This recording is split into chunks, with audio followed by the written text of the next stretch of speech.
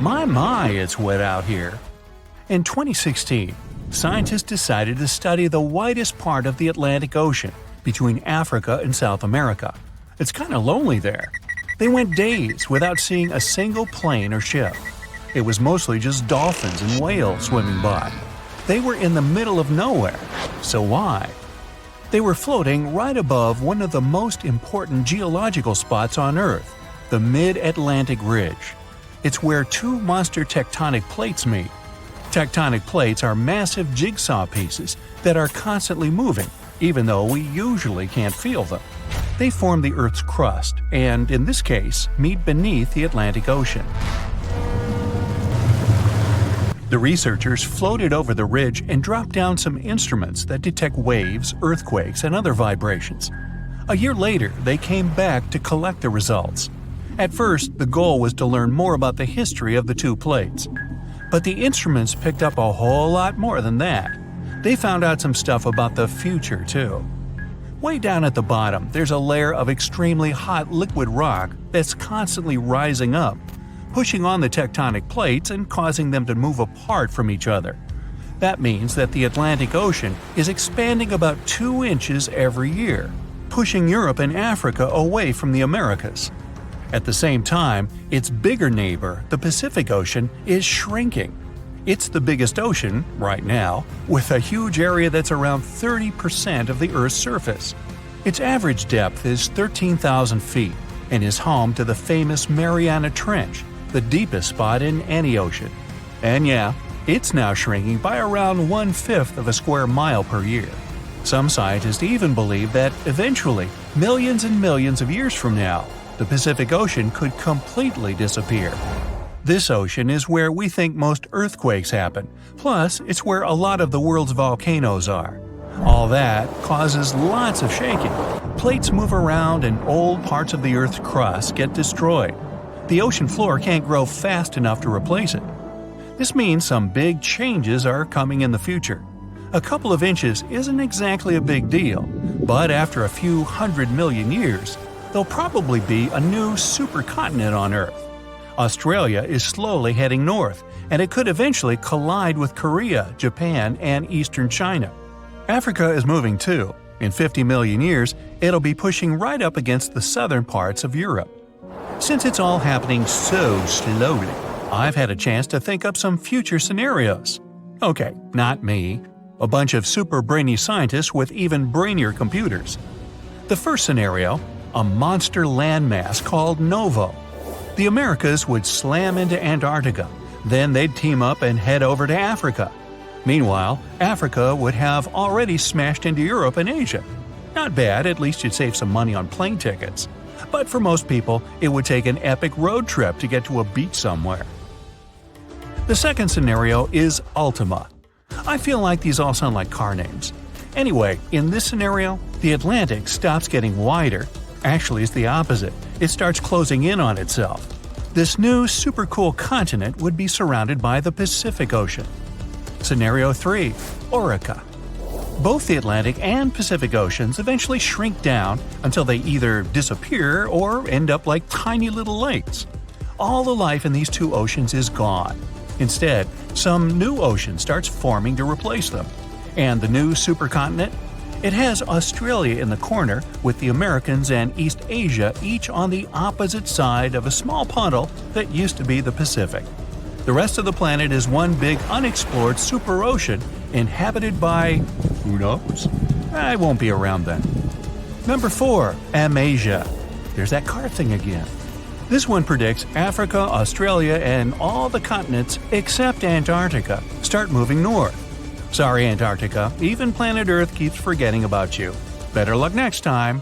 Well, way off in the future, it might be possible to take a big old road trip across every continent, or drive across the African-South American border, or even get to Australia without having to take the longest flight of your life. But we've got a while to wait. What should I do for the next 250 million years? Binge watch some Brightside? Tectonic plates move at different speeds, some slower, some slightly faster. Your hair and fingernails actually grow at roughly the same speed as these beasts move. Imagine if everyone lived on one of those supercontinents. Animals would finally be able to cross continents and meet species they've never seen before. Leopards, rhinos, lions, elephants. Imagine if they got curious enough to set out on a journey out of their habitat. A lion might meet a polar bear. Kangaroos could finally leave the land down under, and birds that migrate to warmer places would have to totally reorganize their travel schedules. Who knows what the climate would be like? Playing around with the continental jigsaw puzzle isn't exactly a new thing. Our world didn't always look like this. 300 million years ago, our planet didn't have 7 continents. It had only one, a supercontinent called Pangaea. Pangaea was surrounded by only one ocean. Over time, it slowly started falling apart. At one point, South America, Antarctica, Australia, and Africa were one unit, and North America and Eurasia were another. Over time, these continents also splintered off, each heading in its own direction. Scientists have discovered many similar plants and animal fossils on continents that are separated by huge oceans. Even when you just glance at a map, you can see how Africa and South America look like two massive puzzle pieces that fit together perfectly.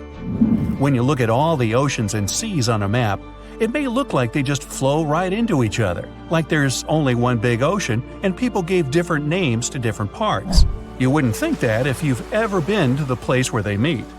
The Atlantic and Pacific have a strict border that looks like an invisible wall separating two completely different worlds. You can clearly see different colors and waters, and they don't mix. Of course, there's no wall or any actual physical border, but not all water's the same. The Pacific and Atlantic have different densities, amounts of salt, temperatures, and a whole bunch of differences.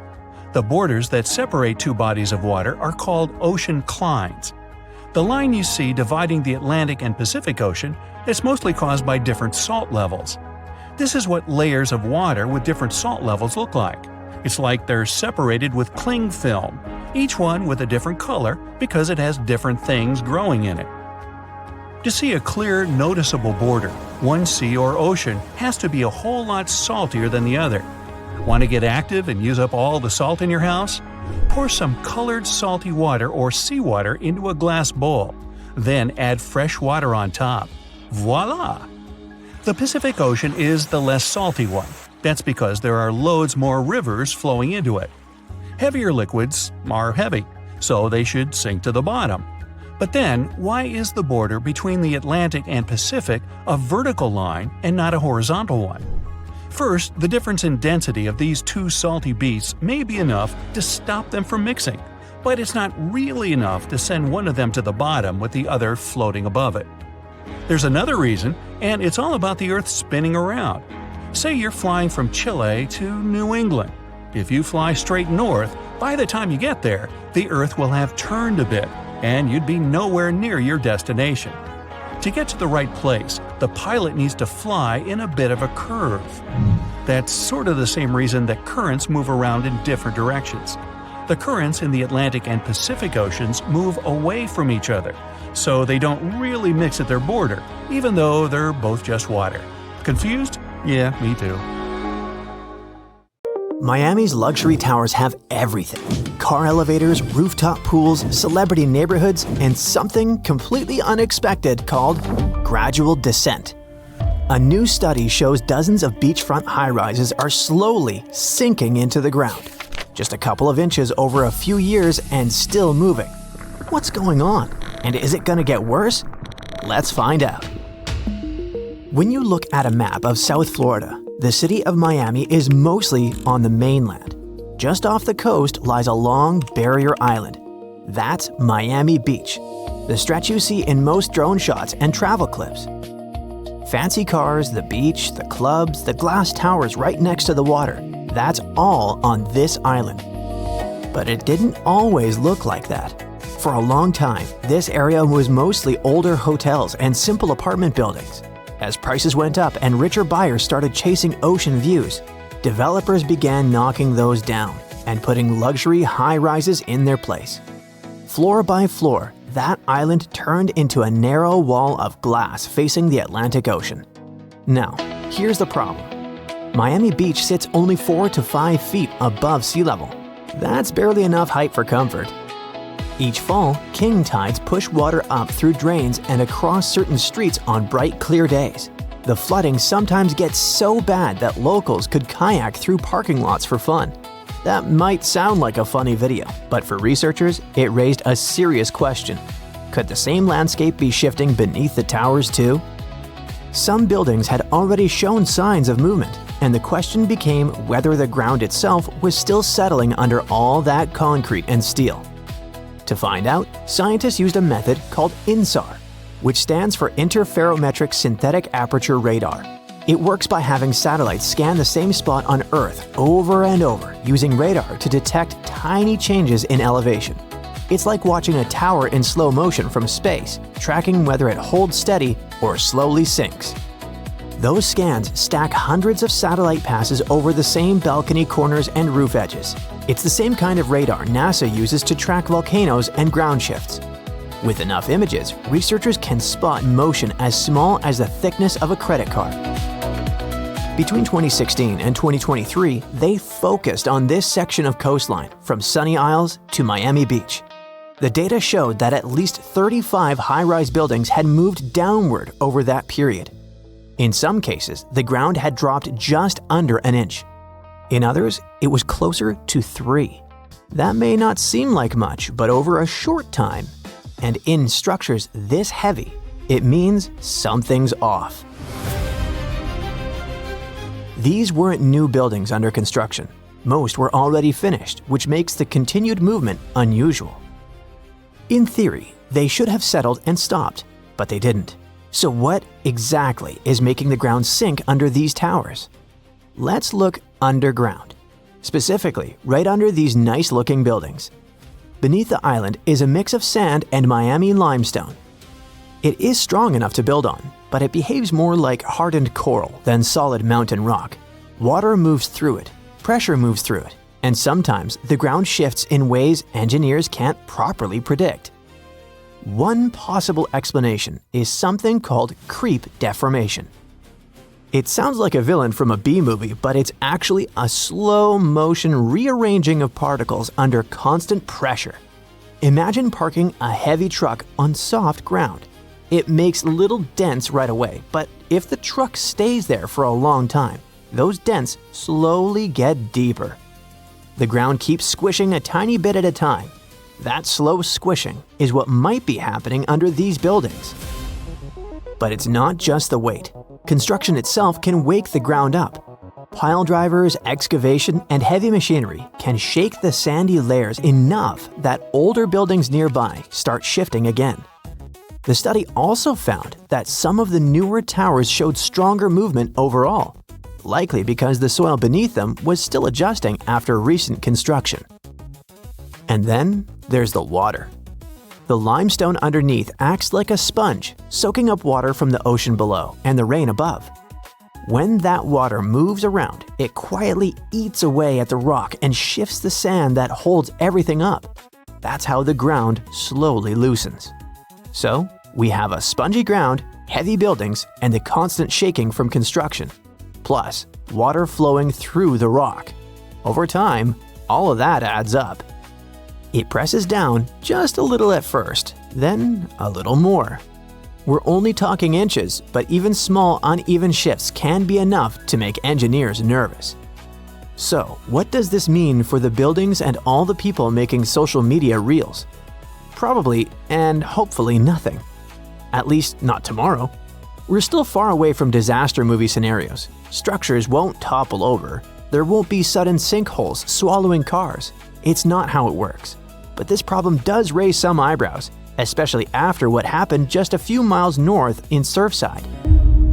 In 2021, the Champlain Towers South partially collapsed. It was a huge tragedy that Miami will remember forever. That disaster didn't happen just because the ground moved. Issues kept piling up slowly over the years. Engineers discovered cracks, rust, and bad drainage.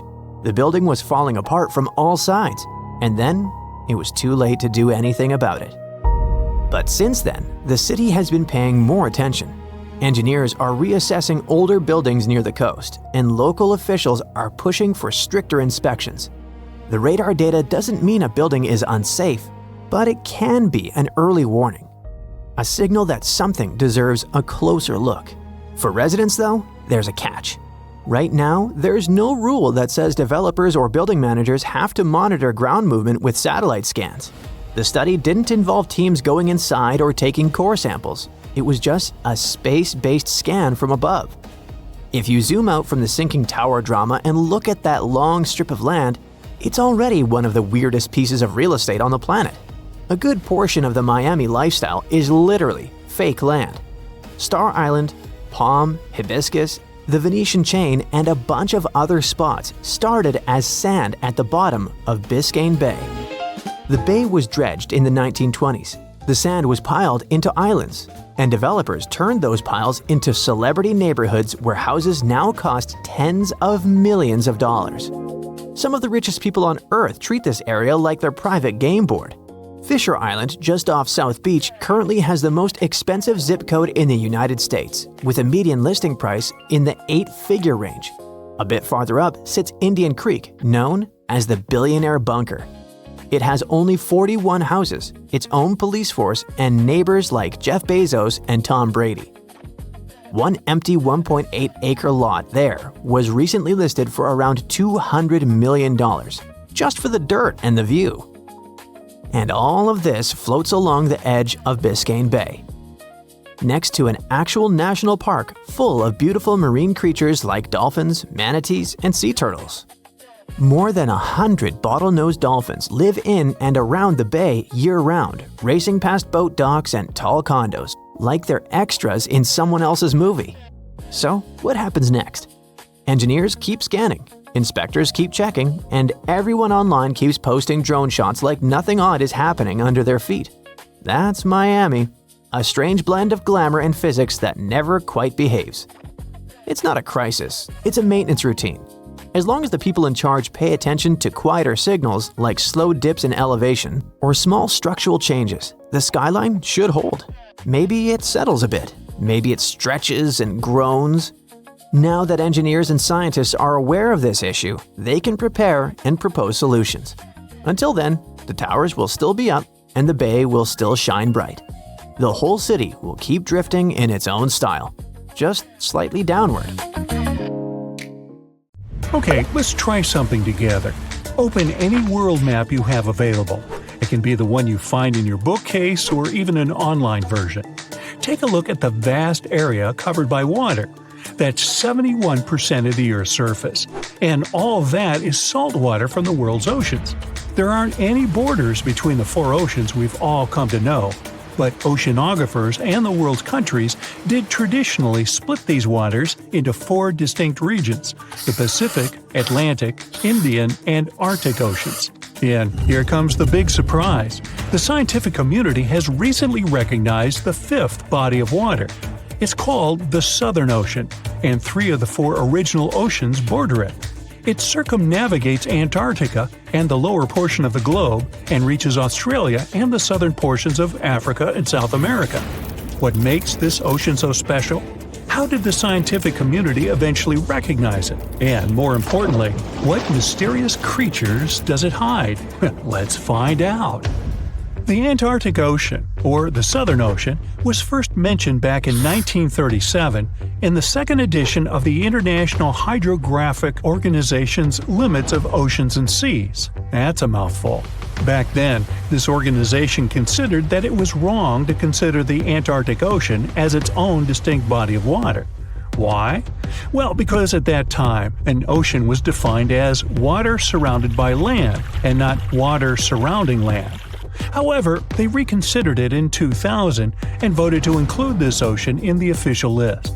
They also decided on the name Southern Ocean over the commonly used Antarctic Ocean. Finally, the organization concluded that the ocean should be considered as ending at the 60th parallel south latitude. But how old is this ocean? Well, many specialists believe it to have formed only 30 million years ago, which would make it the youngest of the world's oceans. It was created when Antarctica and South America moved away from each other during the early stages of our planet's development.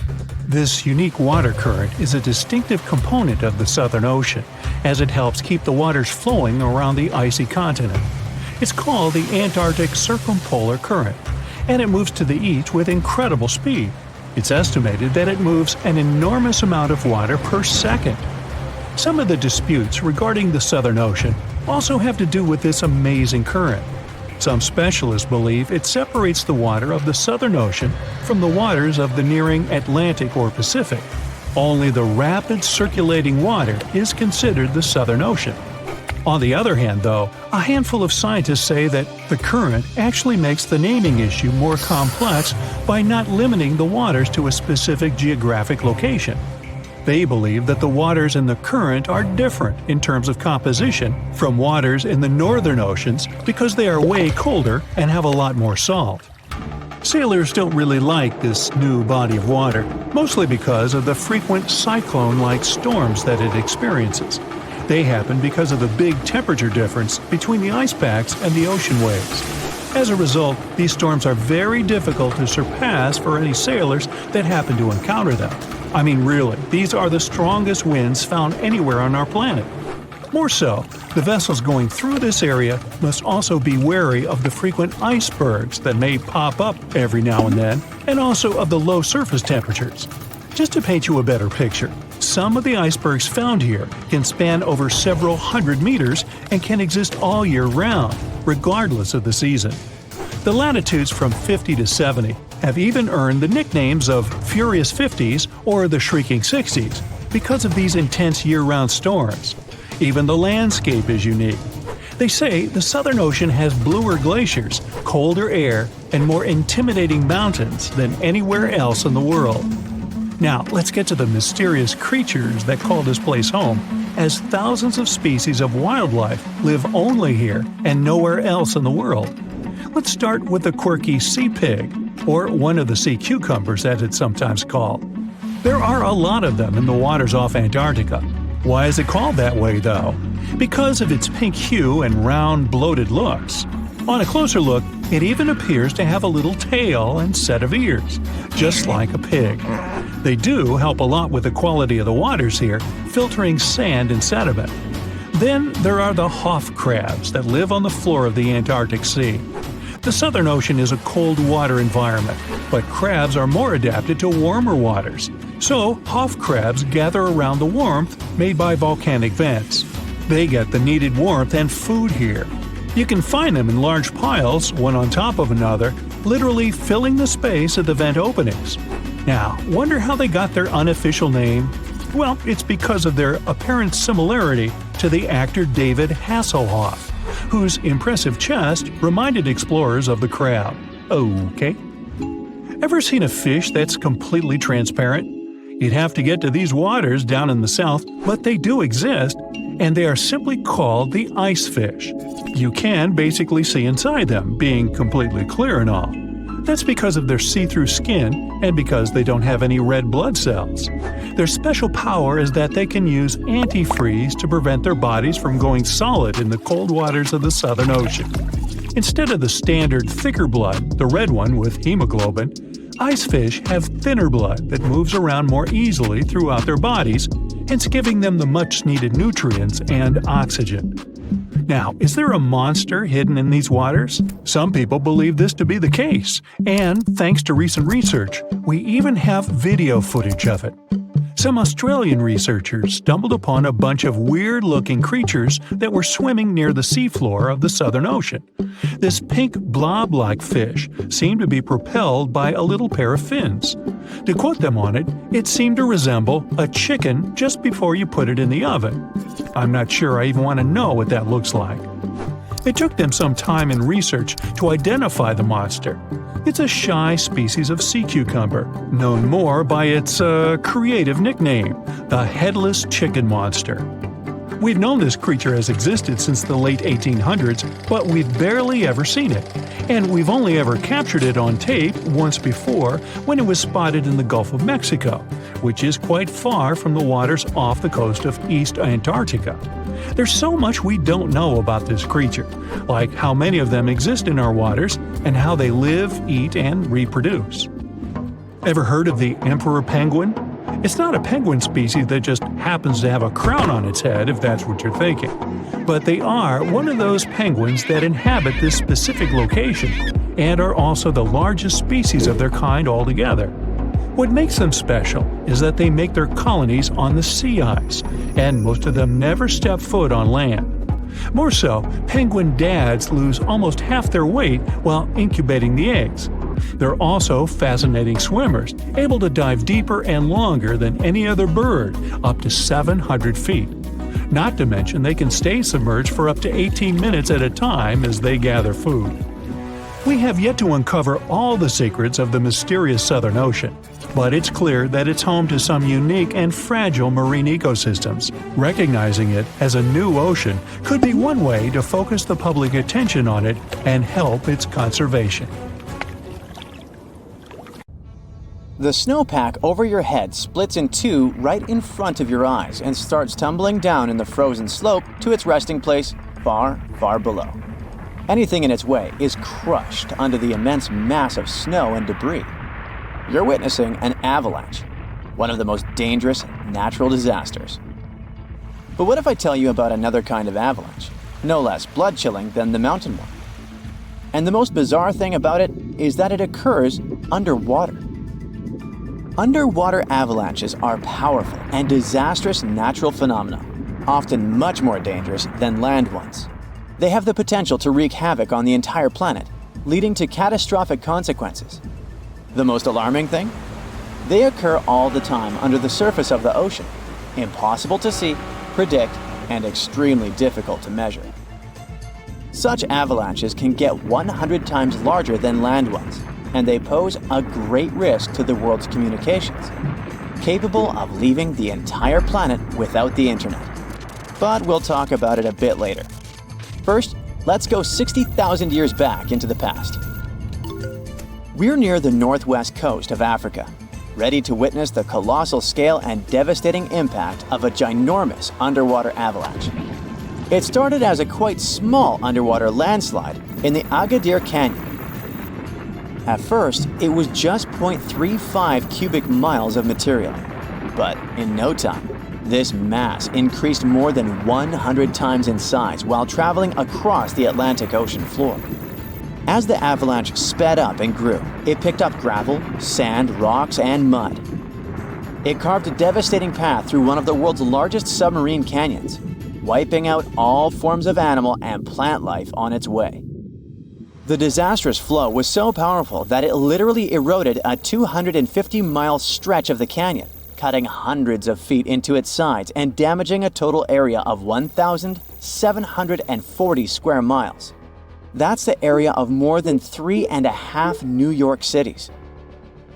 As for the force of the flow, it was so immense that it propelled massive boulders up the canyon walls to heights of up to 430 feet. Before scientists discovered the evidence of this catastrophic event, they had seriously underestimated the scale of destruction caused by submarine avalanches. By the way, these devastating catastrophes can start not only far away in the ocean, but also at estuaries. Let's go back to 14 January 2020 and see for ourselves. A turbidity current, a rapid, downhill flow of water containing a lot of sediment, rushed more than 680 miles from the Congo River estuary in the deep sea. This current appeared due to two factors: terrible flooding along the Congo River in late December 2019 and unusually large spring tides. This resulted in an avalanche of sand and mud. Its volume was equivalent to 1/3 of all the sediment produced annually by all the rivers in the world. This sediment avalanche accelerated, increasing in speed from 17 feet per second in the upper part of the Congo Canyon to 26 feet per second when it reached the end of the channel, almost 700 miles away from the coastline. This route made it the longest avalanche of sediment ever measured on our planet. 2 days later, the flow reached the deep ocean. The avalanche broke 2 seabed telecommunication cables, cutting internet data speeds all the way across West, Central, and South Africa. Now, before this disaster, scientists considered that measuring powerful deep-sea avalanches was impractical. But the sediment flow in the Congo Canyon could be monitored directly, finally allowing researchers to assess how major river floods connected to the deep sea. They also concluded that how often underwater avalanches occurred depended on where the observer was. Seafloor canyons that are close to river mouths can experience several tiny avalanches per year. Other systems, far from river discharges like the Agadir Canyon, can only have one monster of an avalanche every 10,000 years or so. You're likely wondering, what can trigger an avalanche under the surface of the ocean? Well, earthquakes, typhoons, high tides, river floods, and even volcanic eruptions. And due to our changing climate, such events become more and more frequent and intense. At the same time, these triggers don't mean that an avalanche is bound to happen, nor do they relate to the scale of the event. See for yourself. In 1755, a powerful earthquake hit the coast of Portugal, wiping out large parts of Lisbon. Tens of thousands of people lost their lives during that disaster, but it only triggered a tiny underwater avalanche. And in 1929, a large earthquake off the coast of Newfoundland, Canada, triggered the largest underwater avalanche ever recorded. The flow traveled at a speed of 42 miles per hour, carrying boulders, sand, and mud. It snapped 11 seabed cables on its journey downhill. The avalanche was so powerful, it produced a tsunami that claimed the lives of 28 people along the coastline. Now, submarine avalanches are totally invisible because they happen deep under the ocean surface, which makes them extremely hard to study. But we must find a way because these flows are super important. They transport sediments, nutrients, and even pollutants across the ocean floor. So, a research team from Liverpool decided to unravel this mystery. Over the last 40 years, they've collected more than 300 samples from the ocean floor. Combined with seismic and bathymetric data, which is a fancy word for ocean mapping, they managed to reconstruct a massive submarine avalanche. It was the first time an underwater avalanche of this size was mapped out. An even cooler thing, the event itself started off pretty modestly, but it quickly evolved into a colossal avalanche that grew to more than 650 feet tall. To put that into perspective, imagine a skyscraper-sized avalanche zooming from Liverpool to London, cutting a trench 100 feet deep and 9 miles wide. Then it spread out over an area bigger than the UK, covering it with several feet of sand and mud. That's like burying a whole country. These findings are actually a big deal because they show that even a small underwater landslide can turn into something massive and super destructive. But that's not the worst. Think about undersea internet cables, which are essential for global communication. There are more than 550 active seafloor cables around the world. Their combined length is a whopping 870,000 miles. That's enough to wrap around our planet 35 times. When a submarine avalanche breaks seafloor cables, the effects are usually super expensive and devastating. For example, in 2006, an earthquake in Taiwan triggered underwater avalanches that cut loads of seafloor cables connecting Southeast Asia with the rest of the world. The largest internet operator in China had a 90% loss of traffic to the USA at the peak of the event. As for Taiwan itself, it experienced between 74 to 100% loss in traffic to neighboring islands. So now you probably get why we need to learn more about this natural phenomenon. Luckily, researchers at Tulane University have found a way to study it in 3D. Previous studies only looked at submarine avalanches in 2D, which didn't give the full picture of how they actually behaved. The new research focused on how underwater flows interacted with mini basins, natural features on the ocean floor that look like shallow bowls. Despite being called mini, these bowls can be huge, up to 4 square miles. When turbidity currents flow into these mini basins, they don't just stop. No, they hit the far side and curl back around like water eddies in a stream. These swirling flows move the sediment around before it settles on the ocean floor. The size of the mini-basin and the speed of the flow can change how the current behaves. If the basin is big and the current is slow, it starts to fill up with sediment. But if you crank up the flow speed or shrink the basin, the current starts to overflow, spilling over the basin. To study all this, the researchers created a mini version of a mini-basin in a pool and used different speeds of flow to simulate turbidity currents. They even made their own sediment mixtures to see how different sizes of particles would behave. In the end, they managed to mimic real-life ocean conditions, but on a smaller, manageable scale. Pretty cool, huh?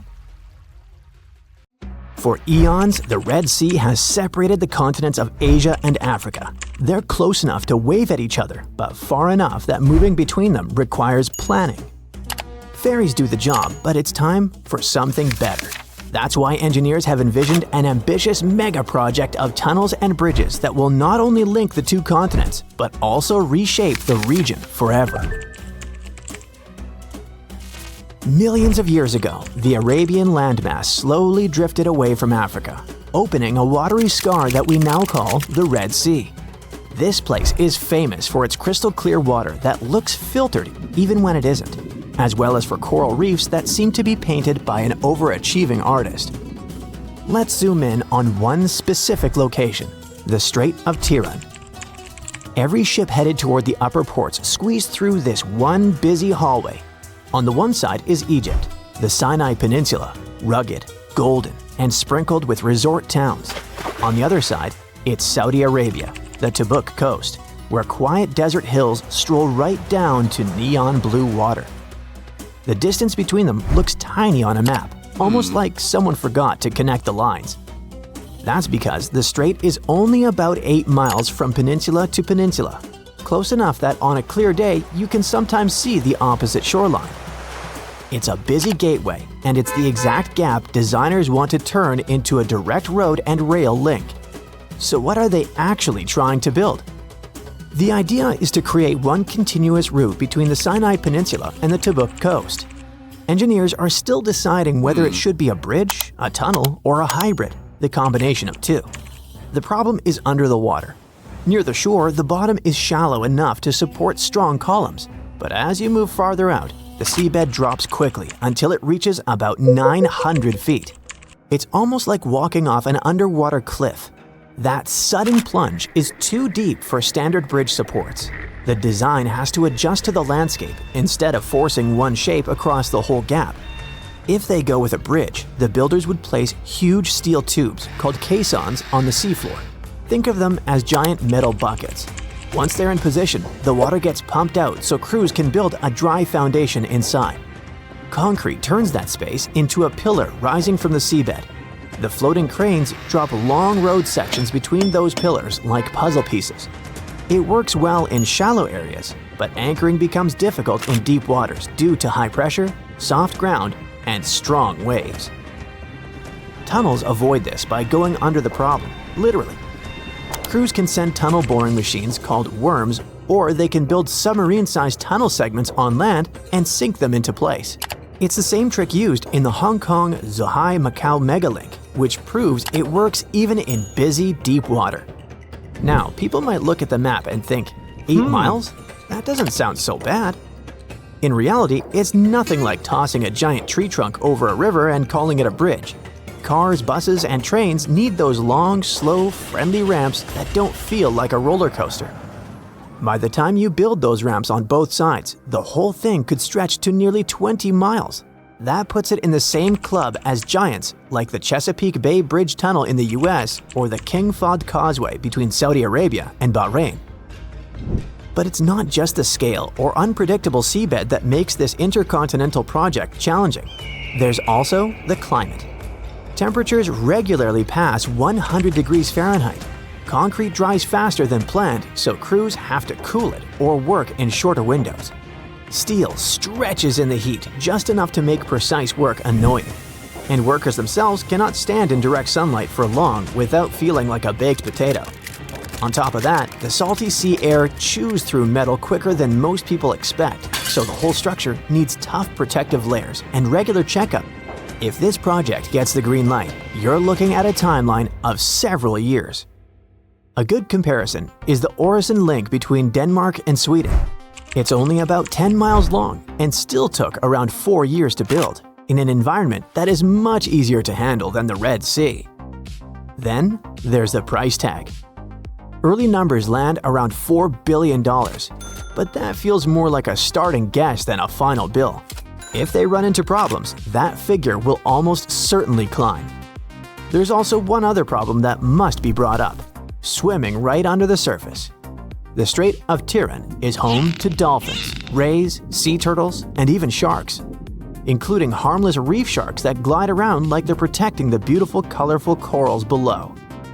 These reefs aren't just decoration, they're some of the healthiest in the entire Red Sea. Scientists say that in parts of the northern Red Sea, some corals tolerate higher temperatures than many others around the world, which makes these reefs especially valuable from a climate resilience perspective. That means even a single mistake during construction could cloud the water with sediment, and that alone can smother corals like dust settling on wet paint. The same goes for noise, drilling, and ship movement. Reefs can't exactly move away if annoyed like fish can. Once they're damaged, it can take decades for them to grow back. That is, if they grow back. To avoid that, planners have to build in ways that keep the water as clear and calm as possible. Construction zones may need silt curtains to stop sediment from drifting away. Heavy equipment might have to avoid areas with dense coral clusters. Some sections could lean more toward tunnels instead of pillars to leave the seabed undisturbed. Every decision has to match the underwater map, not just the one on land. On top of that, the whole project would need constant supervision from scientists and inspectors. They would have to check how cloudy the water becomes and how marine animals behave during the work. If something looks off, the only responsible move is to slow down or change the method, instead of just rushing to finish faster and leaving the reef to pay the price. But if everything finally clicks into place, the payoff is massive. Right now, if you decide to skip the ferry and stay on land, the map punishes you. You have to loop all the way around the top of the Red Sea, through other countries on a drive more than 1,000 miles. All of that just to cross a stretch of water that is only a few miles wide at its narrowest point. It's like walking around the entire block just to knock on your neighbor's door. A permanent link would change this. Travel time drops, ports on both sides become easier to reach, and a drive from Africa to Asia suddenly feels as normal as crossing a long highway bridge. Not to mention the coolest part, which would be the view if they decided on the hybrid version. You begin your journey on the Sinai side, with the desert behind you and the Red Sea ahead. Instead of waiting in a ferry line, you roll onto a rising ramp while the water glimmers below. The road dips into a tunnel under a busy shipping lane, and before long, you're back in the sunlight on the other side, now on a different continent. The train version could feel even smoother. You find your seat, the doors close, and the train glides toward the crossing without any stop-and-go traffic. It slips into its own tunnel section, runs quietly under the sea, and pops back up on the Asian side before you have even finished scrolling your feed. For tourists, that could mean more resorts, more quick weekend trips, and a brand new Continental hop that becomes a must-try experience. For delivery trucks, every hour saved is money earned. Even local towns would feel the change. They'd get more visitors, more trade, and bigger profits. A link like this doesn't just connect land, it connects economies, ports, and everyday life. And that's a giant opportunity, as long as the underwater world stays protected. The ground suddenly starts shaking. Clouds of gas start forming in the sky, making it dark during broad daylight. Bits of the ground start swelling, lifting, and even collapsing. These are the telltale signs of a volcano that is bound to erupt. And this is what could easily happen again with Mount Spur. It's only about 75 miles from Anchorage, one of Alaska's busiest cities. More than half of the population of the northernmost state of the US live there. There's also a huge amount of air cargo that passes through its international airport daily. So anytime a volcano this close to such a vital hub begins to get restless, people start paying attention. Just FYI, approximately 350 million people in the world live within the danger range of an active volcano. That means that around 1 out of 20 people live in an area at risk of volcanic activity. Alaskans probably wish that Spur's reawakening was fiction, but it's actually true. The Alaska Volcano Observatory picked up on several of these "I'm about to erupt" signs from Mount Spur. So much so that they raised the alert level to yellow, which means unrest above normal background levels. Spur erupted twice in the 90s, and it was pretty intense. If we were ranking volcanic eruptions on a scale from 1 to 10, these eruptions would rank a 6 or 7. Not that terrible, but still worth 10 to 17 million in damages. However, these numbers are nothing compared to Alaska's 1988 Redoubt eruption, another volcano that erupted and summed up a staggering $345 million in damages, mainly because its ashes hit aircraft engines, such as the KLM 747 that lost power after all its engines went off due to the ashes. If people weren't paying attention to Alaska's unstable geology before that, well, they surely started to after it. When you think of the hazards of volcanic activity, the first thing that might possibly pop in your mind is Pompeii, Italy. Of course, that's the worst-case scenario, a city being engulfed by lava. Spur may seem innocent compared to Vesuvio, but it still took its toll. The last time it erupted in the 90s, and it threw volcanic aerosols over 60,000 feet into the atmosphere. Let's get our science straight here. Think of volcanic aerosols like liquid particles that are released into the atmosphere during an eruption. These particles are usually created when gases from a volcano, such as sulfur dioxide, combine with water and other particles that exist in our atmosphere. These aerosols can actually cool the Earth's surface since they reflect sunlight directly back into space. And that's not the worst part. It can stay in the atmosphere for several years after an eruption, causing lots of health issues. The eruption unleashed blazing fast avalanches of hot gas and ash called pyroclastic flows, along with thick, muddy floods known as lahars.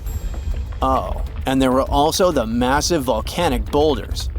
These rock chunks were huge, some over 3 feet long, and they blasted out from the volcano like nature's cannonballs, landing more than 6 miles away. All that volcanic heat melted part of a nearby glacier, kicking off debris flows that dammed up the Chakachatna River and created a whole new lake along the valley. Some good came out of Spur's first eruption, though. The main lesson was, volcanic monitoring pays off. The local monitoring was able to reduce the economic damage done by the eruption, especially for a city that has an intense air traffic. Spur is deemed as dormant for the moment, but it could go off anytime soon. You see, volcanoes are classified as active, dormant, or extinct, depending on how much action they're putting on. If it's still active, it's still rumbling and erupting somewhat regularly. Dormant means it's had some recent activity, but it's still lying low for now. And extinct, that's when it's been quiet for such a long time that we figure it's done for good. One of the US's most dangerous active volcanoes is Mount St. Helens. This volcano is actually responsible for the most powerful eruption in US history. Its last blast was so intense, it threw off about 1,300 feet off its summit. Basically, the top of the mountain vanished, and if you thought Mount Spur's ash cloud was impressive, St. Helens wins the competition since it launched its ashes 80,000 feet into the sky. Eastern Washington plunged into total darkness. But it wasn't just that. In a matter of 3 minutes, the eruption hurled 3.7 billion cubic yards of blazing rock and dust, enough to fill 1 million Olympic-sized pools across 230 square miles of lush forest. Actually, the earthquakes that anticipated the eruption started weeks before May 18, 1980. A ground shake of magnitude 5.0 went off, triggering a landslide on one side of the volcano. By the end of the official eruption date, 57 people had lost their lives. Nearly 7,000 big game animals like deer and elk were wiped out, and millions of birds laid scattered on the burnt earth. Researchers don't think St. Helens will blow at the same magnitude again anytime soon, but they're keeping an eye on it, because this volcano is not exactly finished. By the way, the word volcano comes from the Roman name Vulcan, which was the Roman deity of fire, and they often happen at the meeting point of tectonic plates, which are the pieces of the Earth's surface that fit together like a jigsaw puzzle. The so-called Ring of Fire, located in the Pacific Ocean, is the world's danger zone when it comes to volcanoes. It contains between 750 and 915 active volcanoes. The largest volcano located in the Ring of Fire, also the largest active volcano in the world, is the Mauna Loa. It's over 13,000 feet high, and it's located in Hawaii. Researchers say that Mauna Loa has been erupting for at least 700,000 years. Its most recent eruption began on the 27th of November 2022, and it lasted until December 13th. It's been quiet since the 80s until it decided to wake up again. Thanks to constant monitoring by the Hawaiian Volcano Observatory, it didn't cause any casualties when it last erupted. Scientists have been investing big time on volcanic monitoring, not only to reduce economic hazards, but also to save lives. The most recent attempt has been to drill into volcanoes. Recently, a group of scientists went all the way to Iceland in one of the world's volcanic hotspots. There are around 33 active volcanoes in Iceland alone, but the one that is the most interesting to them the most is the Krafla volcano. The Krafla has erupted around 30 times in the last 1,000 years, and its most recent eruption was in the mid-1980s. The project named Krafla Magma Testbed, or KMT for short, is hoping to advance the understanding of how magma behaves underground. The main advantage of this drilling research is predicting the risk of eruptions, but it can also help to push geothermal energy forward. I mean, can you imagine having electricity that is run by the limitless source of volcano power? The KMT team will begin drilling holes deep into volcanic ground in 2027. They're aiming at reaching over a mile into the ground. After all, it's different to monitor lava activity when it's on the surface than when it is still below ground. This will allow researchers to listen to the pulse of the Earth, according to them. They're saying this research is as revolutionary as the first time man went to the moon. Oh, and speaking of that, I was shocked to discover that volcanoes exist all throughout the solar system. Yep, other planets and moons have volcanoes too. The largest volcano in our solar system is Olympus Mons on Mars. It's a shield volcano, much like the ones that make up the Hawaiian Islands. It's about 370 miles wide. If we transported it all the way back to Earth, it would almost occupy all of Poland. Yikes.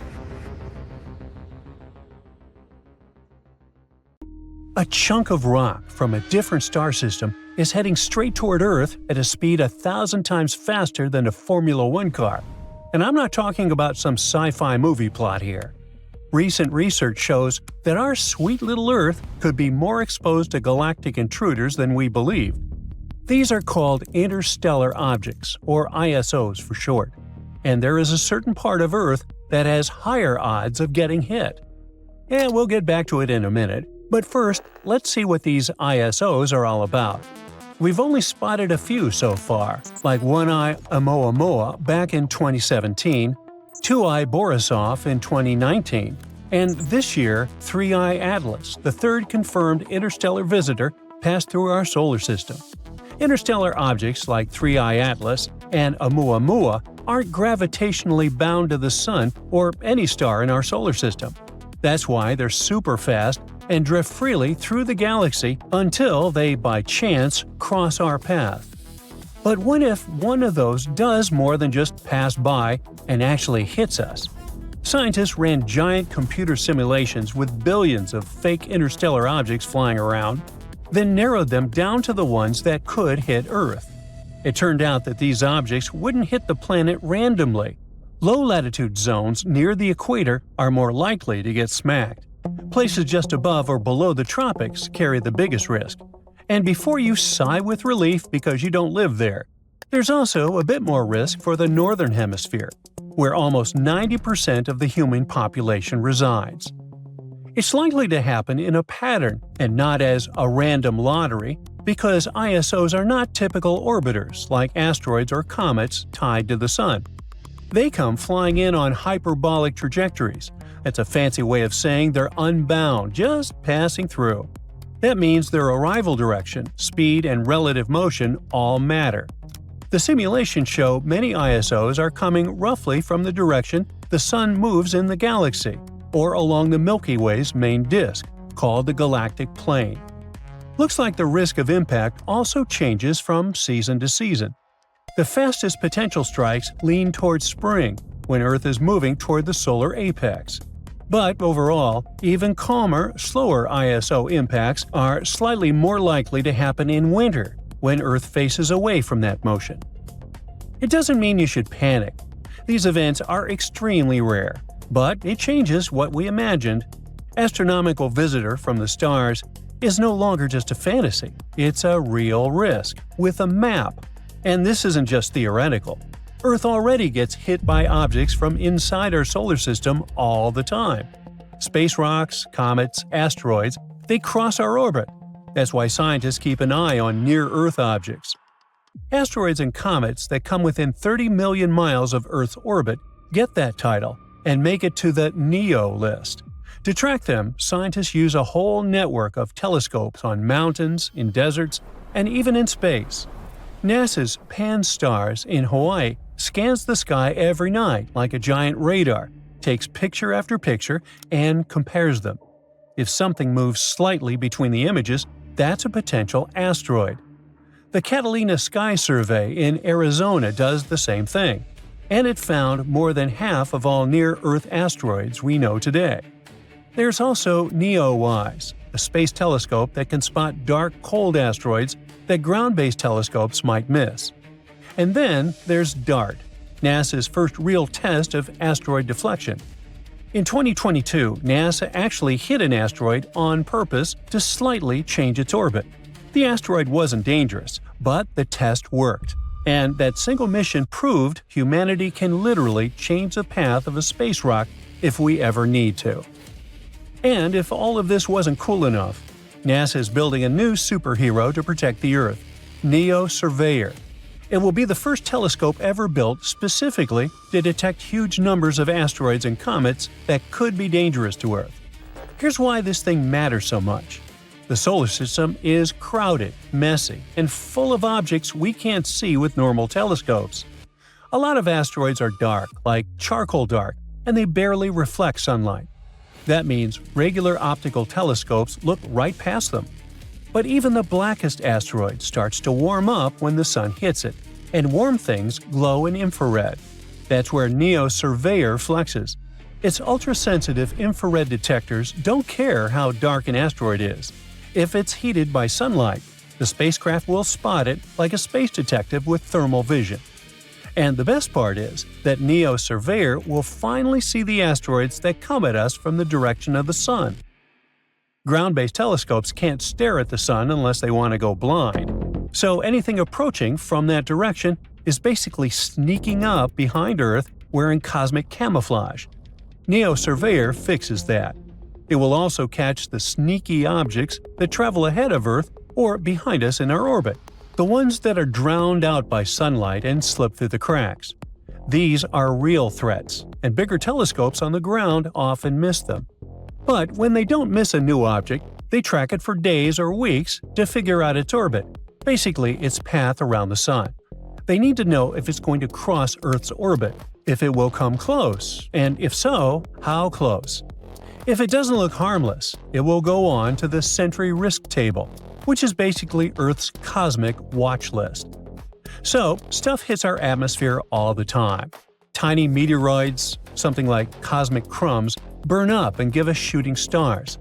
Sometimes a slightly bigger rock shows off and creates a bright fireball. It happened over northern France a couple of years ago.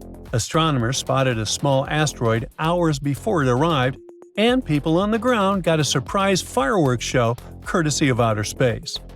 But every now and then, a rock comes in that's not quite big enough to survive the descent, but still large enough to release a terrifying amount of energy when it breaks apart. One example of those was the Chelyabinsk meteor. On February 15, 2013, the locals were just starting their day when the sky suddenly lit up. When it blew up about 14 miles above the ground, it released the energy of 440,000 tons of TNT. Then, a space rock, only the size of a house, slammed into Earth's atmosphere at 11 miles per second. And for a moment, it looked like a sci-fi movie had come to life. The shockwave shattered windows across almost 200 square miles, damaged thousands of buildings, and injured more than 1,600 people, mostly from flying glass. And because it came from the direction of the sun, no telescope ever saw it coming. The crazy part is that it wasn't even close to the kind of destruction a bigger asteroid could do. NASA's planetary defense experts still talk about this meteor like it was both a warning shot and a wake-up call.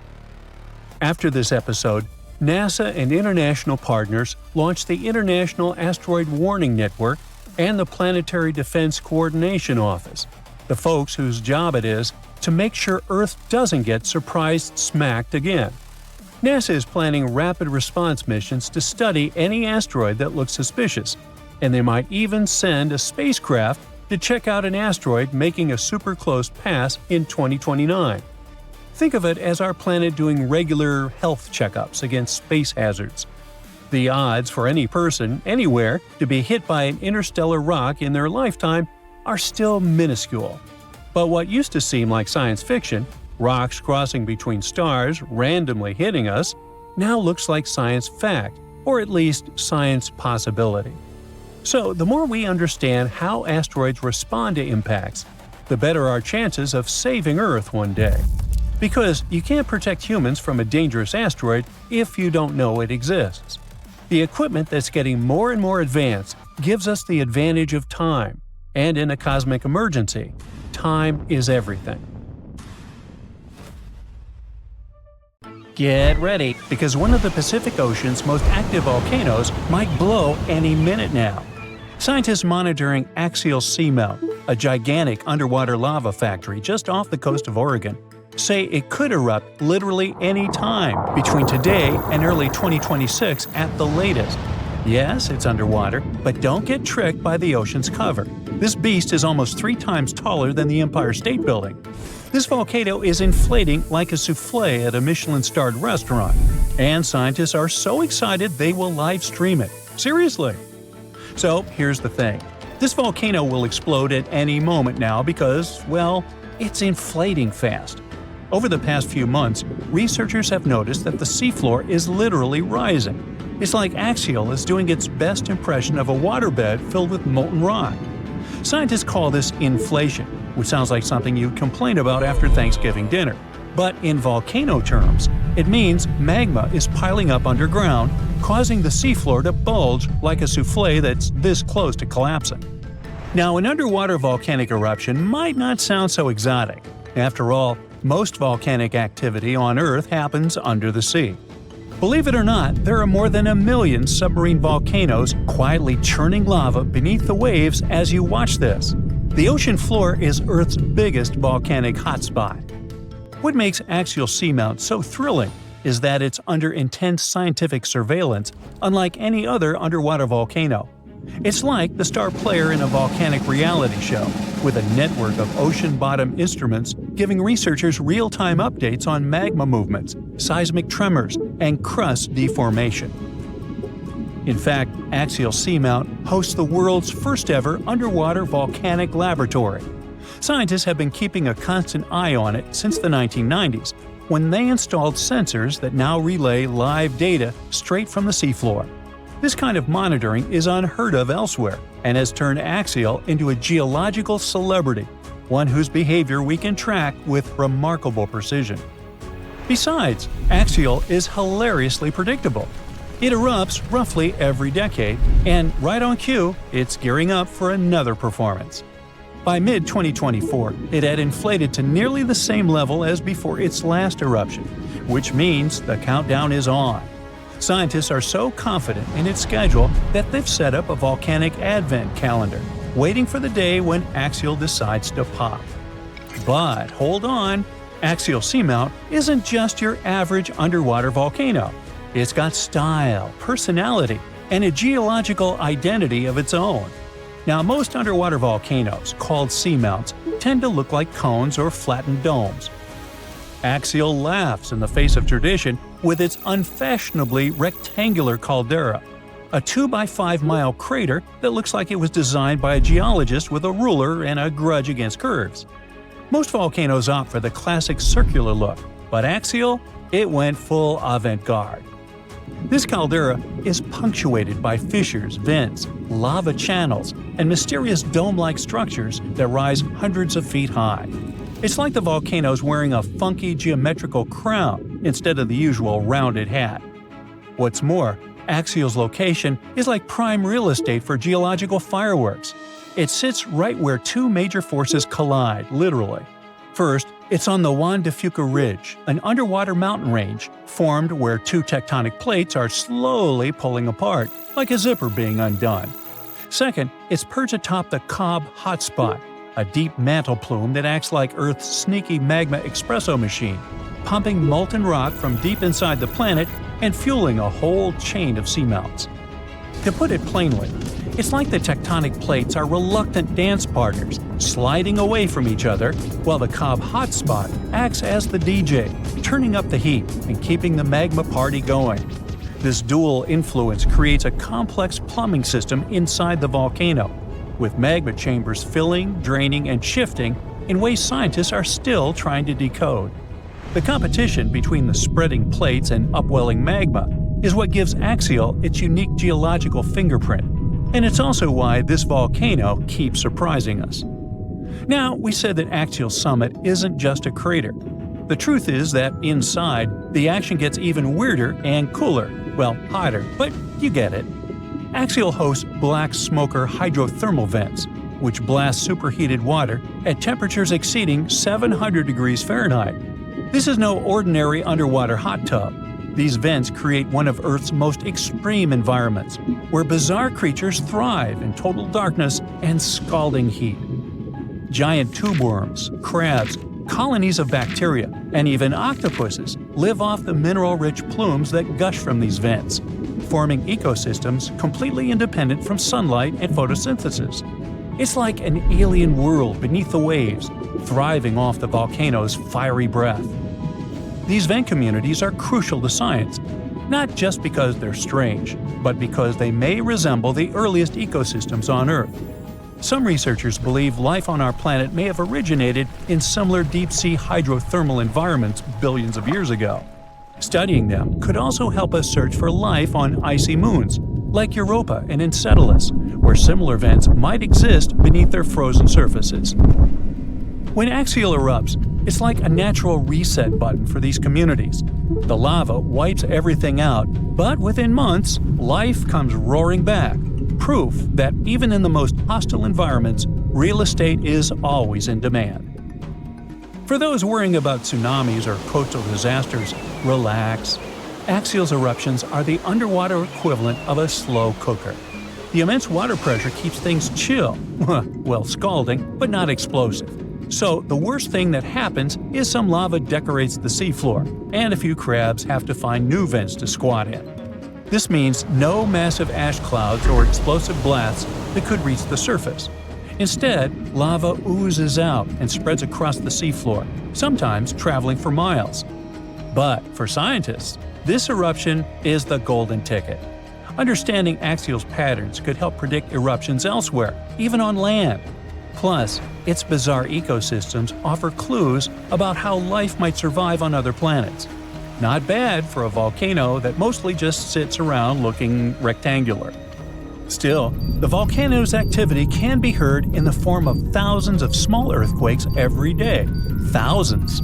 As if the volcano itself was groaning and creaking, preparing to burst open. Again, we won't feel a thing, but at least they'll help scientists track the magma's movements and the volcano's eruptive cycle. Now, one of the coolest parts of this story is that scientists are preparing to live-stream Axial's next eruption for the first time ever. Imagine watching an undersea volcano in action, live, as it's painting the ocean floor with fresh lava. It's like a front-row seat to a natural fireworks display, thousands of feet beneath the waves. The livestream will come courtesy of the Ocean Observatory's initiative, which maintains a series of fiber optic cables linking Axial's instruments directly to shore. It's the Wi-Fi of the deep sea, and it's about to broadcast molten rock in HD. And there's another twist. Scientists have noticed a curious pattern in Axial's eruptions. All three of its most recent eruptions, in 1998, 2011, and 2015, happened between January and April, the months when Earth starts moving away from the Sun. So why? Well, it might have something to do with the Moon's gravitational pull. The Moon's orbit causes ocean tides to rise and fall, which changes the pressure on the seafloor and could help nudge the magma chamber to its breaking point. I guess the Moon isn't just a romantic light in the night sky. It might be the ultimate volcanic whisperer. So, one thing's for sure, when Axial goes, it'll be the best documented underwater eruption in history. So, keep your eyes peeled. This is one natural spectacle you won't want to miss. And who knows, if we're lucky, we might even get deep-sea eruption ASMR out of the deal. Now, if you'll excuse me, I'll be refreshing the live feed like it's a Taylor Swift ticket sale. Okay, it's pop quiz time. What's the strongest river in the world? The Amazon? Pfft, rookie guess. No, really. The mightiest river isn't on land at all. It's underwater, and is called the Antarctic Circumpolar Current, or ACC for friends. This beast flows with a force 100 times stronger than the Amazon River, and it could power over 100,000 hydroelectric plants. That's enough electricity to light up entire continents. But this underwater juggernaut doesn't just flex its muscles for fun. It's the planet's ultimate multitasker. The ACC is Earth's thermostat, carbon vacuum, climate stabilizer, and oceanic superhighway all rolled into one. But here's the not-so-fun part. Scientists have spotted a serious red flag. The ACC is slowing down. And not just by a little bit. We're talking up to 20% weaker by 2050. If this trend continues, we're looking at climate chaos that could make your worst Monday feel like a day at the spa. So, maybe time to panic a little? Well, hold on. So what is the ACC anyways? To learn more about it, we need to dive deep into the ocean, figuratively.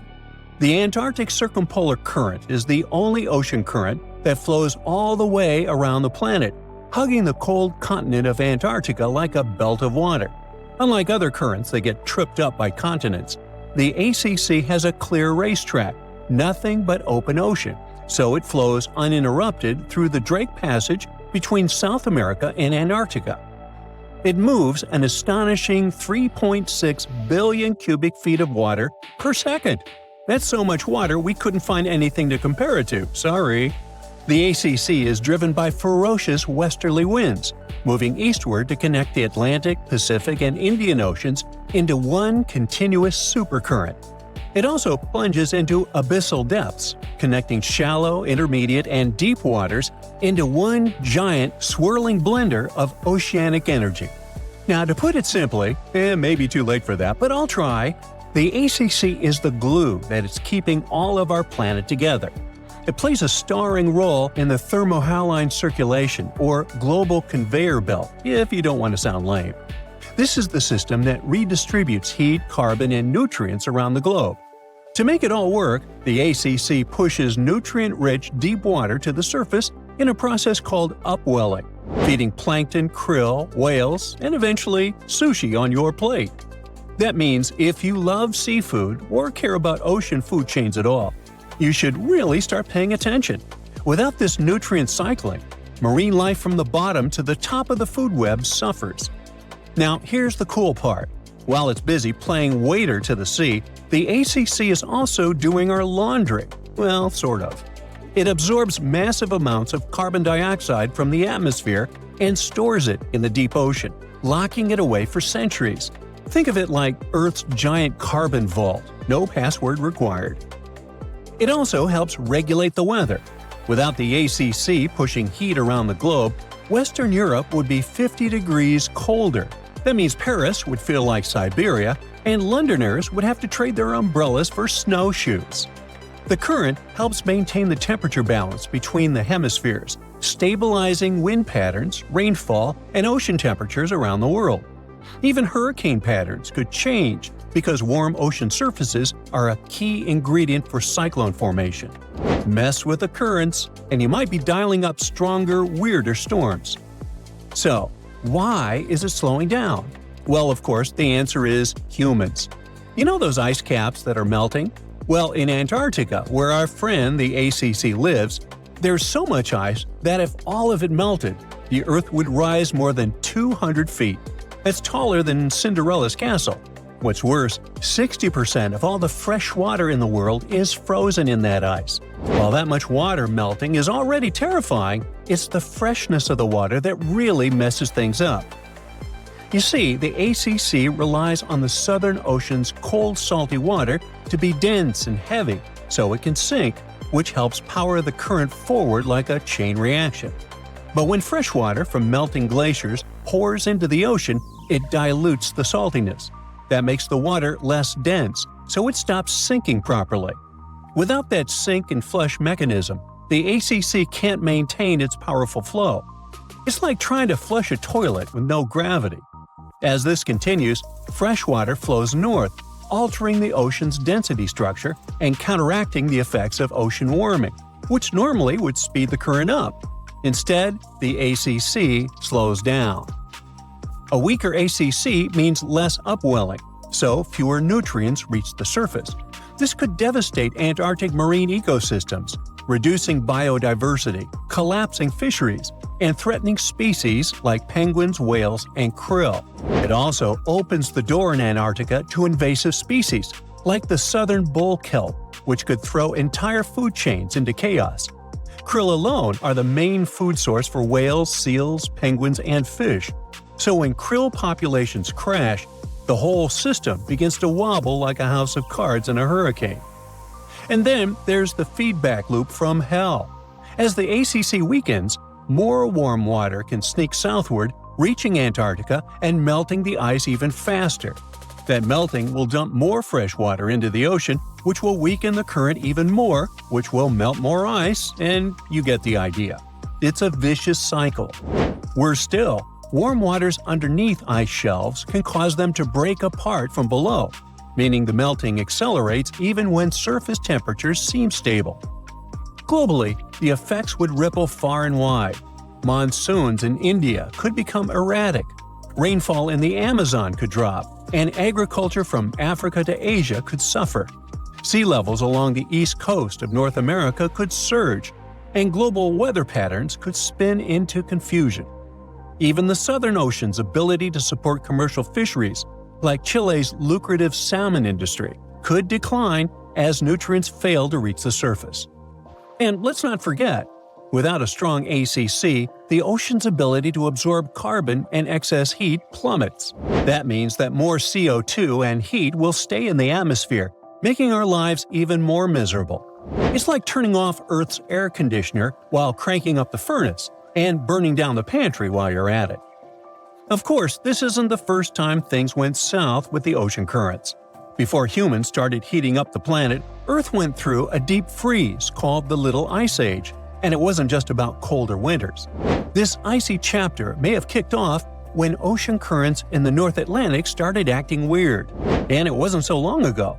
This Little Ice Age had a peak in 1850, literally yesterday. Scientists believe that melting glaciers and massive exports of Arctic sea ice flooded the ocean with fresh water. That fresh water messed with the ocean's usual saltiness and density, weakening powerful systems like the AMOC, short for Atlantic Meridional Overturning Circulation. That's a mouthful. It's another crucial piece of the global conveyor belt puzzle. As these currents slowed down, less warm water reached the north, sea ice spread farther, and temperatures dropped even more. And here's the spooky part. Records from seashells near Iceland show that this shift didn't happen all at once. It came in two waves, like the planet was struggling to stay stable before tipping into a colder world. And because the AMOC is also part of the crazy life support system of planet Earth, everything is connected. Both systems are influenced by temperature, salinity, and the sinking of cold water. When the ACC slows, it can alter the balance of deep water formation and mixing, potentially weakening the AMOC too. That's a domino effect you really don't want to see. In fact, some models suggest that if both the ACC and AMOC are pushed past their tipping points, the result could be centuries of unstable climate conditions, way beyond anything modern agriculture or infrastructure is built to handle. So, next time you're sipping a cold drink or enjoying sushi, maybe raise a toast to the mighty ACC. It's doing a lot more for you than you think, and it could really use a little appreciation and less ice melting, please. Which bridge do you think truly changed our world? The Golden Gate, Tower Bridge, or the Brooklyn Bridge? Here's a hint. This one wasn't built by humans. It was crafted by nature over millions of years. Its width ranges from 30 to 120 miles, stretching approximately 400 miles in length. That sounds enormous, but if you zoom out far enough, you'll see a narrow land strip connecting North and South America. This is the Isthmus of Panama. The natural land bridge reshaped global weather patterns, transformed ocean biodiversity, brought parrots to North America, and set off countless chain reactions that changed life on Earth forever. By the way, have you ever heard of the butterfly effect? It shows that even a tiny change in the environment here and now can trigger unpredictable consequences somewhere else, sometime later. For example, a butterfly flapping its wings could set off a chain of thousands of events that might eventually trigger a hurricane on the other side of the planet. Similarly, the formation of the Isthmus of Panama acted like a planetary butterfly, sending ripples across ecosystems, oceans, and climates worldwide. Let's break down how this happened, step by step. Approximately 100 million years ago, South America separated from Africa and gradually drifted toward North America. Initially, the continents were completely separated. There was no land corridor between them. Water with marine life flew freely between the North Atlantic and North Pacific. But a few million years ago, a massive tectonic event reshaped everything. Seismic activity caused the tectonic plates to shift, collide, and wedge against one another. When plates collide, they form mountains. When they drift apart, they create ocean basins. The Isthmus of Panama emerged when the Caribbean plate wedged itself between the plates carrying North and South America. This wasn't a quick process. It was a catastrophic long-term event that involved the uplift of the seafloor and volcanic eruptions. Peaks of volcanoes eventually emerged above the water. At first, there wasn't a continuous bridge, just volcanic islands, with ocean currents racing between them. Over millions of years, sediments carried by ocean currents gradually filled the gaps, eventually forming a complete land bridge. Imagine it like a clogged sink. Scraps of food slowly accumulate over the drain and eventually block the flow. The difference here is that no one could unclog the land bridge, and so the process continued until the continents were connected. This was the start of the butterfly effect. The formation of the isthmus had profound consequences on the global climate. When the ocean passage closed, currents shifted dramatically. Warm equatorial waters from the Gulf of Mexico began flowing into the Atlantic along North America's coast, giving birth to what we now call the Gulf Stream. This current altered the distribution of heat and salinity in the Atlantic, influencing weather patterns worldwide. These changes influenced the thermohaline circulation, the system of ocean currents driven by differences in temperature and salinity. Salty, warm water in the Atlantic started moving differently, causing shifts in nutrient distribution and altering habitats for countless marine species. Some survived the new conditions, others vanished, but these changes also set the stage for global cooling. Scientists believe the Gulf Stream, reshaped by the isthmus, carried more moisture toward the Arctic. When moisture reaches a cold region, it freezes into ice. Massive volumes of water transformed into giant glacial sheets. The more ice accumulated, the colder the planet became. Not because the ice is cold, but because it reflects sunlight back into space, preventing heat from warming the Earth's surface.